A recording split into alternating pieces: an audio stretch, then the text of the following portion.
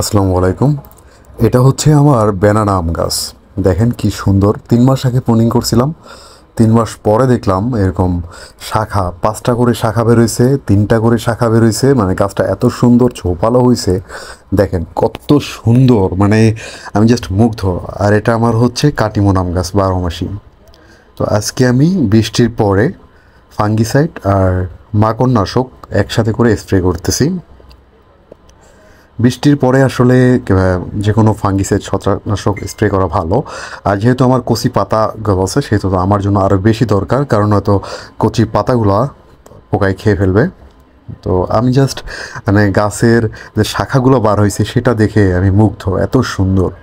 আর এটা হচ্ছে আমার মিয়াজাকি।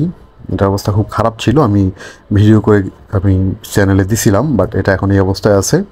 বৃষ্টি শেষে আসলে সব গাছেই ফাঙ্গিসাইড স্প্রে করা উচিত। আর এটা হচ্ছে আমার কাশ্মীরি কেনু। কাশ্মীরি কেনু গাছটা আমি যতবার দেখি ততবারই মুগ্ধ হই, এত সুন্দর শেপ, মানে কি বলবো, অস্থির। তো এটা তো স্প্রে করবো আজকে, আমি পুরো ছাদেই স্প্রে করব এই ফাঙ্গিসাইড আর মাকড়নাশক। ভার্টিমেক ইউজ করি আমি। এটা আমার চায়না কমলা গাছ, কমলা আছে মানে 20টার মতন। পুরা ছাদে আর কি আমি ফাঙ্গিসাইড আর এই মাকড়নাশক স্প্রে করব, কারণ 10 দিন আগে আমি স্প্রে করছিলাম, এর মাঝখানে একটা বৃষ্টি হয়েছে প্রচুর পরিমাণে। তো বৃষ্টি শেষে যাতে ছত্রাক আক্রমণ না করে তার জন্য স্প্রে করা।